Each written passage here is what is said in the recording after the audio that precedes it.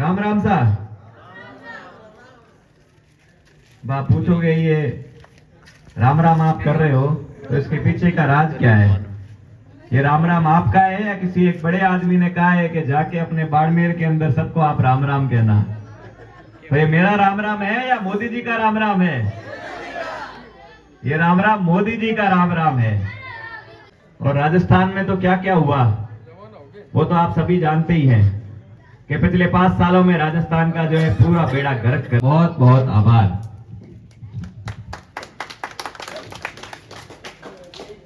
जयकार से शुरुआत करेंगे और अपनी बात बहुत ही संक्षिप्त में रखूंगा, सिर्फ 2 बिंदुओं पे बात करूंगा।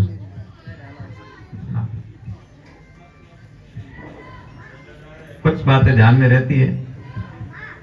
जय बोलो सूर्य पुत्र शनिदेव भगवान की। भोजन वगैरह कर लिया है ना? कुछ ने किया है, कुछ ने नहीं किया है, कोई बात नहीं। कुछ ने जिन्होंने नहीं किया है उनको भी अपने मन का जोश पूरा इकट्ठा करके और बोलना है जय बोलो सूर्य पुत्र शनिदेव भगवान की। जय बोलो पीपलेश्वर महादेव की। भारत माता की। वंदे वंदे। बीजेपी जिंदाबाद। नरेंद्र मोदी जिंदाबाद। नरेंद्र मोदी जिंदाबाद। जनता जनार्दन जिंदाबाद। जनता जनार्दन जिंदाबाद। धन्यवाद। राम राम सा बाप पूछोगे ये राम राम आप कर रहे हो तो इसके पीछे का राज क्या है? ये राम राम आपका है या किसी एक बड़े आदमी ने कहा है कि जाके अपने बाड़मेर के अंदर सबको आप राम राम कहना? तो ये मेरा राम राम है या मोदी जी का राम राम है? ये राम राम मोदी जी का राम राम है।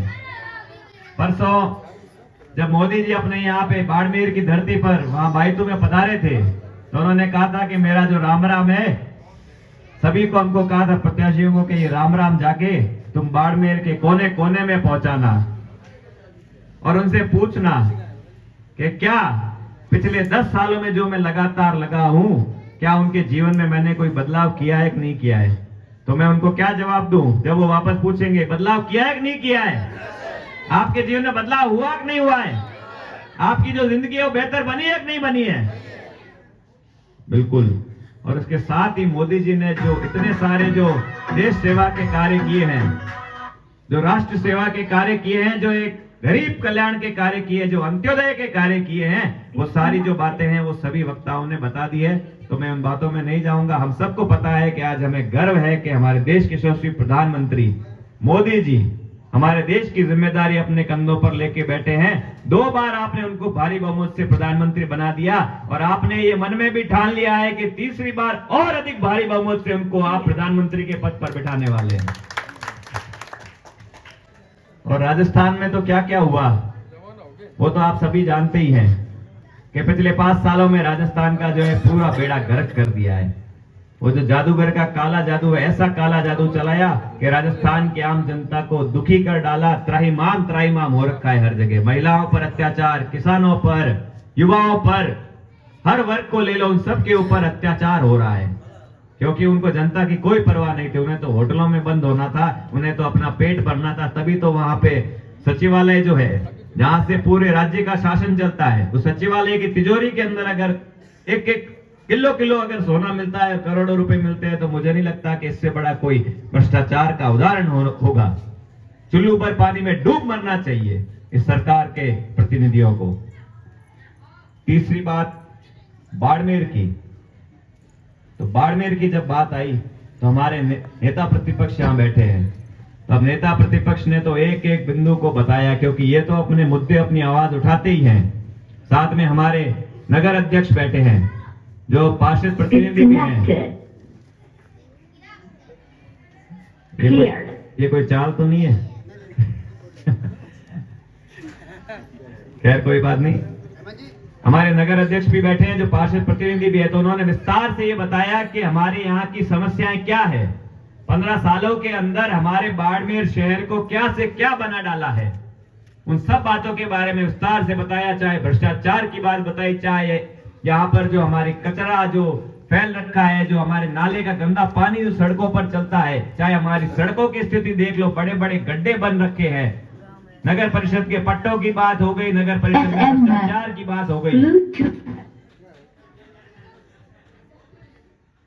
उन सब बातों के बारे में आपने विस्तार से बता दिया, लेकिन मैं अपनी तरफ से उन बातों के साथ साथ उनका एक समाधान भी बताने वाला हूं।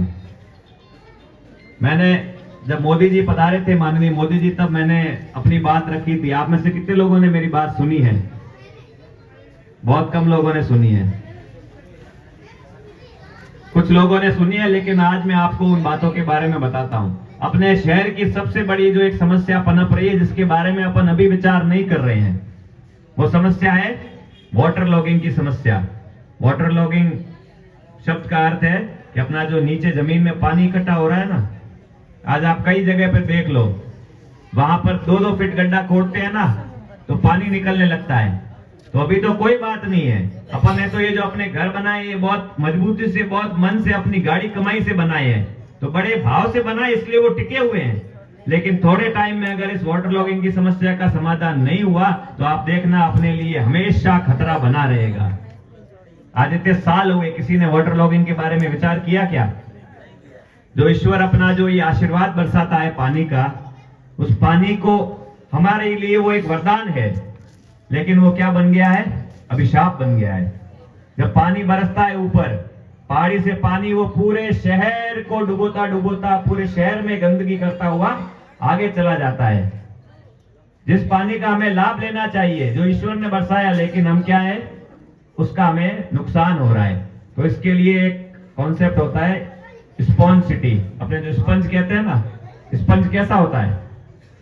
पानी में डालो तो उसके अंदर क्या है, वो पानी ले लेता है, और फिर जब उसको ऐसे निचोड़ते हो ना, तो उसमें से पानी निकल आता है। तो इसके ऊपर बहुत सारी रिसर्च हो चुकी है, और अपने जो यहाँ वाटर लॉगिंग है, उसकी समस्या का जो समाधान है वो है इस तरह का। अगर अपन स्पंज सिटी प्रोजेक्ट लेके आएंगे ना, तो हमें जो नुकसान हो रहा है उसको हम लाभ में परिवर्तित कर पाएंगे। ये मेरा एक विचार है। दूसरी बात, हमारे देश बहुत ही, शिक्षा की बात करो, खेल की बात करो, हमारे यहाँ पर बहुत सारी प्रतिभाएं हैं। हमारे बाड़मेर में भी शिक्षा के क्षेत्र में बड़ी प्रतिभाएं हैं। अभी आपके पास में चंद्र प्रकाश जी, जस्ट पीछे ही है, मैं गया था घर पे, वो कलेक्टर बन गए हैं। तो इसके लिए मैं आप सभी को बहुत बहुत बधाई देता हूं कि आप में से ही एक लड़का निकल के कलेक्टर की पोस्ट तक पहुंच गया है। इस तरह की कई प्रतिभाएं हैं, लेकिन ऐसा उनको, हर किसी प्रतिभा को वो मंच नहीं मिल पाता कि जो अपने अंदर का जो उसका जो टैलेंट है वो उसको बाहर दिखा पाए। कारण क्या है कि यहाँ पर अपने कोई ऐसा विश्वविद्यालय नहीं है जिसके अंदर अलग अलग जो संकाय है उसकी पढ़ाई हो पाए। तो यहाँ अभी इस समय की जरूरत है कि बाड़मेर मुख्यालय पर एक बहुसंकाय विश्वविद्यालय की स्थापना हो, जिससे जो व्यक्ति जिस फील्ड के अंदर इंटरेस्ट रखता है वो वहां पर जाकर उस फील्ड की पढ़ाई कर सके। ऐसा होना चाहिए। हमारे यहाँ पर तेल निकल रहा है, काला सोना, हमारे यहाँ पर लिग्नाइट निकल रहा है, कोयला, और भी खनिज निकल रहे हैं, उनसे करोड़ों का राजस्व मिल रहा है। बातें तो बड़ी बड़ी होती है, सब कहते हैं कि भाई ये कर देंगे, वो कर देंगे, लेकिन कभी किसी ने हिम्मत दिखाई कि भाई वो जो राजस्व है, लोगों ने प्रयास भी किए होंगे, उसके कुछ परिणाम भी आए होंगे, लेकिन एक बड़े स्तर पर प्रयास की जरूरत है ताकि उसका जो सारी बातों का जो फायदा है वो बाड़मेर को मिल पाए। क्योंकि बार बार बात आती है, जब भी हम किसी बैठकों में बैठते हैं तो बात आती है कि आपके तो बाड़मेर के अंदर इतना पैसा आ रहा है, लेकिन आपके जो कॉलेज की हालत देखो, आप गवर्नमेंट कॉलेज की हालत देखो, पता चलता है कि कभी भी डूब जाएगा, नीचे गिर जाएगा। उन लोगों को, उन बच्चों को खतरा बना रहता है। आज ऐसी हालत हो गई है, तो क्यों ना वो जो पैसा है, वो जो राजस्व है, वो यहाँ के लोगों के लिए लगे, ताकि लोगों के लिए रोजगार पैदा हो, हमारे युवाओं के लिए रोजगार पैदा हो। राजस्थान सरकार ने तो कर दिया लोगों के साथ, युवाओं के साथ धोखे देकर सरकार जो है, कांग्रेस सरकार वो सत्ता में आई थी, लेकिन अब हमारे बाड़मेर के युवाओं की जरूरत है कि उनको वो जो रोजगार है वो रोजगार उनको मिलना चाहिए। क्यों वो दर दर की ठोकरें खाने को मजबूर हो रहे हैं? तो इस दिशा में भी प्रयास की जरूरत है। ऐसे और भी मेरे पास में आइडियाज हैं, विचार हैं। जैसे कि हमारे यहाँ खेल के लिए एक मल्टी यूटिलिटी स्पोर्ट्स कॉम्प्लेक्स बनना चाहिए। आज हमारे बाड़मेर की जो प्रतिभाएं हैं खेल की, ओलंपिक तक नाम रोशन कर दिया है, हमारे लिए गर्व की बात है।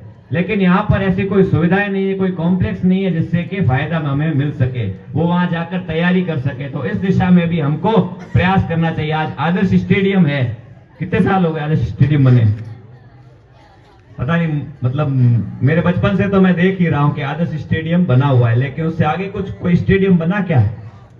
कोई विश्व स्तरीय स्टेडियम नहीं बना ना। तो उस दिशा में भी प्रयास की जरूरत है। उसके अलावा और भी बहुत सारे विचार मेरे मन में हैं और मैं आप सबसे आज यहाँ इस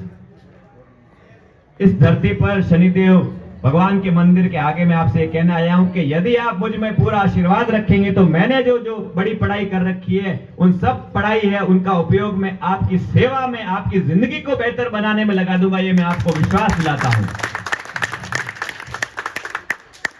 ऐसा ही एक विश्वास आपने 2003 में प्रकट किया था।